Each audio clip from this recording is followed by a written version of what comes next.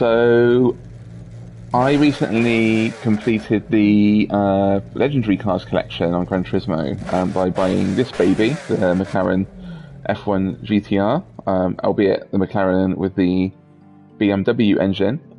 And I thought now is a good time to do something a little bit different with the videos and put together what I would call a reasonably objective run through of the cars in the game and how fast they are, what they're like, mainly for my benefit if I need to use this in the future, but also to kind of get together a reference of generally what the cars are like and how they might be useful, comparative lap times over a consistent track, consistent settings, so on and so forth. So what I thought I'd do is kick off the exercise with this car, and then for the track I would use one of my favourites in the game, and it's not often used in sport competitions, which is the Kyoto Driving Park Yamagiwa. And every car I would put onto racing soft tyres I should say, and they would be raced in their stock form. So no upgrades, nothing like that, just a way to understand how each car is compared to other cars. So yeah, thought it might be something new to do. As I said, we'll kick it off with this one. So I've already put it onto a stock setting with racing soft tyres, so that's good to go. I figured that we'll do 5 laps.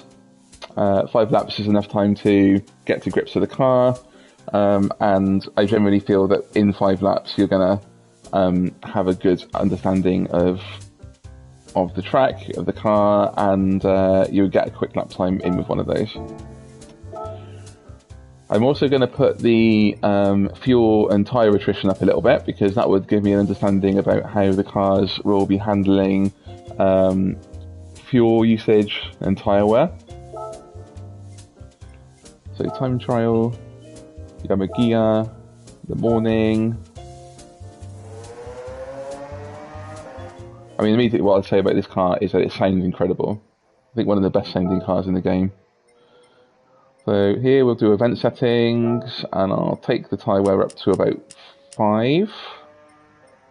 And I'll take fuel consumption up to 5 as well. I'm still playing with this, so if this list looks like it's going to kill tyres after 2 laps, I'm going to try again. Okay, that's good, that's done. Ranking board, I did try it yesterday, but for some reason the video didn't save. So yesterday I did actually get a 127, 183, but I am going to delete that ranking and try again. So I think we're good to go.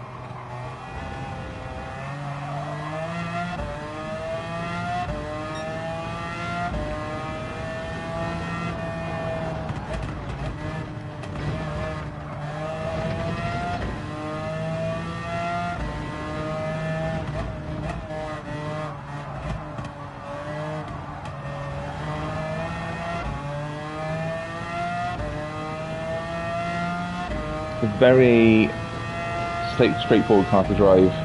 No nonsense, no sliding, you point it where it wants to go.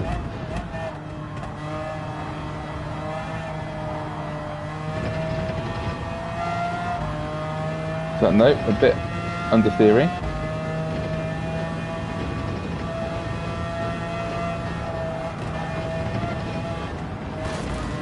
Like that.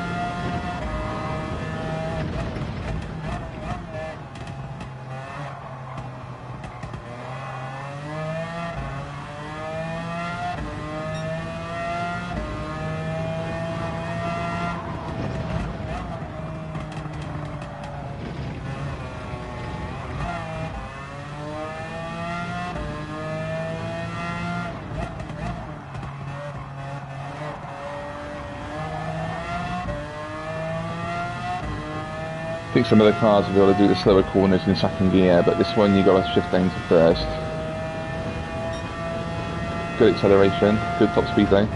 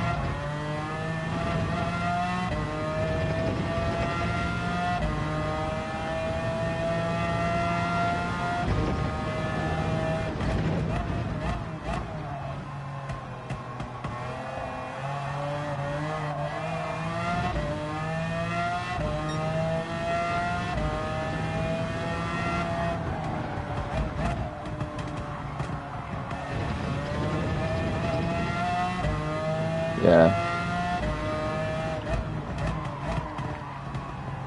I'd say it's easy to drive, but it's unforgiving. If you make one little mistake, you scrub a lot of time. And it's because you can't drift it a lot, you can't slide it a little bit. It's very point and squirt.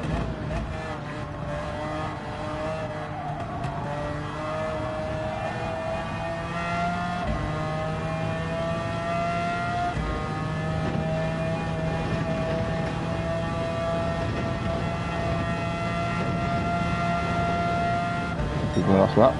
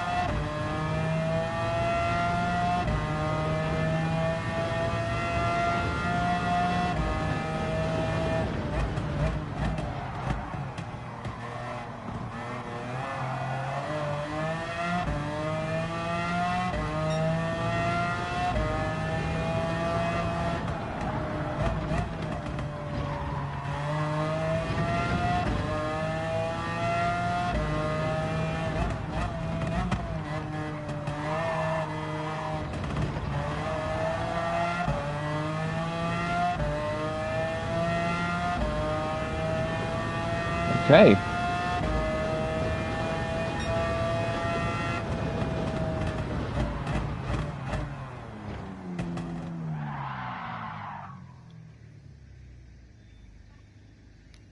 There we go.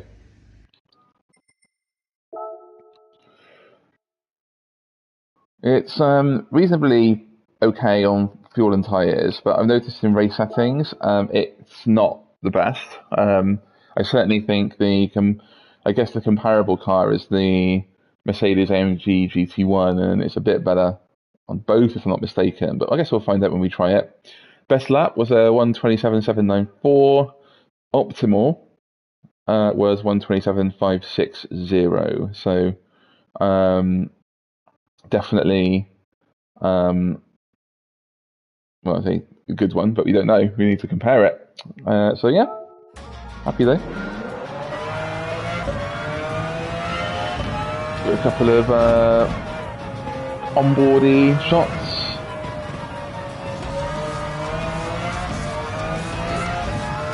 Yeah, I think it sounds great.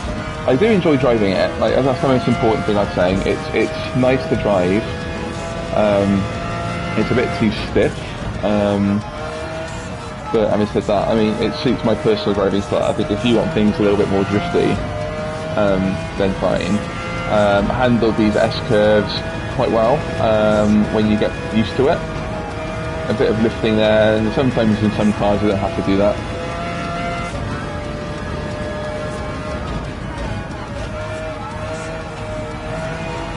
Sometimes it arrests when you get to the right speed, but most of the time it's okay. And generally you can be quite confident throwing it into corners. I wasn't there, but I did get to that point quite quickly over the course of the 5 laps.